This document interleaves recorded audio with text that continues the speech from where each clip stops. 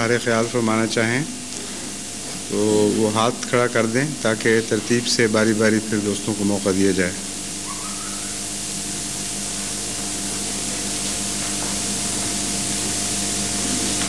جی فرمائیے, تشریف لائیے.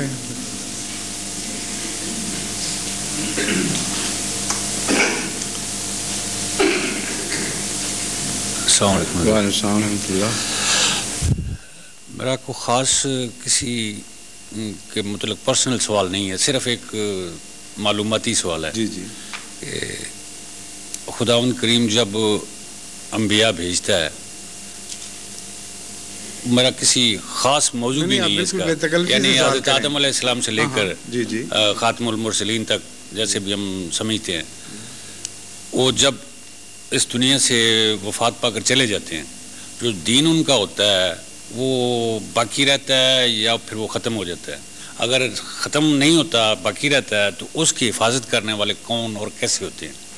بس یہی.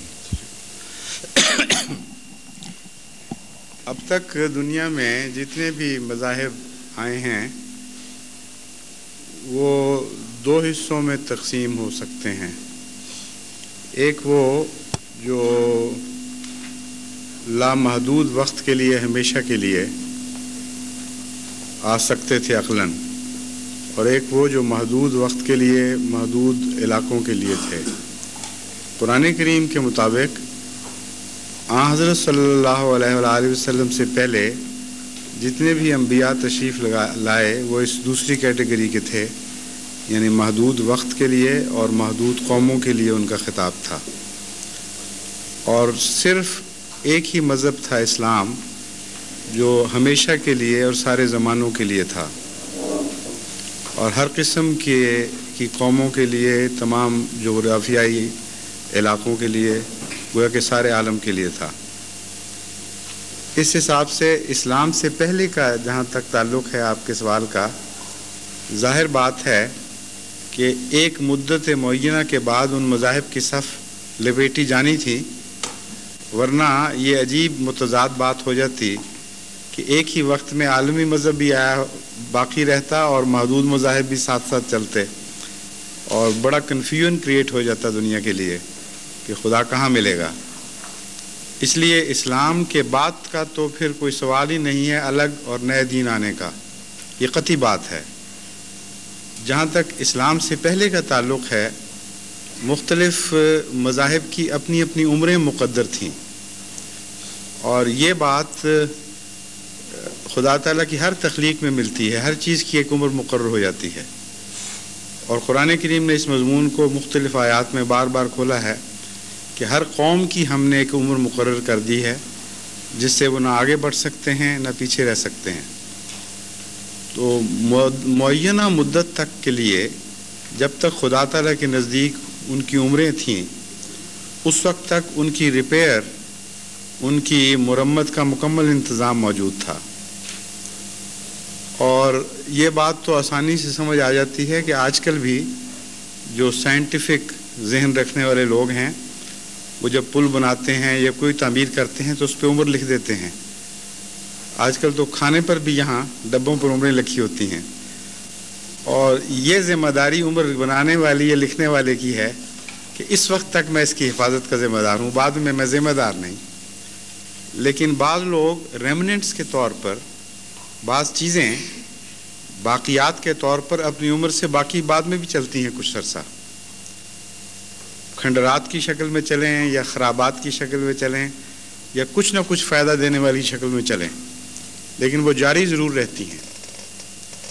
چنانچہ قدیم زمانے کی عمارتیں بھی جن کا کوئی بھی مصرف ہزاروں سال سے نہیں ہے, آج بھی موجود چل رہی ہیں, اور ایک فائدہ اٹھانے والا کچھ نہ کچھ فائدہ ان سے بھی اٹھا سکتا ہے.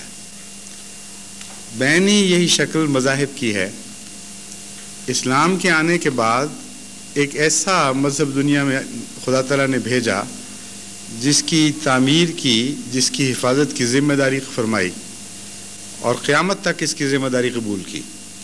وَإِنَّا لَهُ لَحَافِظُونَ, ہم نے ہی قرآن اتارا ہے اور ہم ذمہ دار ہیں کہ اس کی حفاظت آئندہ قیامت تک چلے گی, اور کوئی اس حفاظت کے نظام میں مخل نہیں ہو سکے گا۔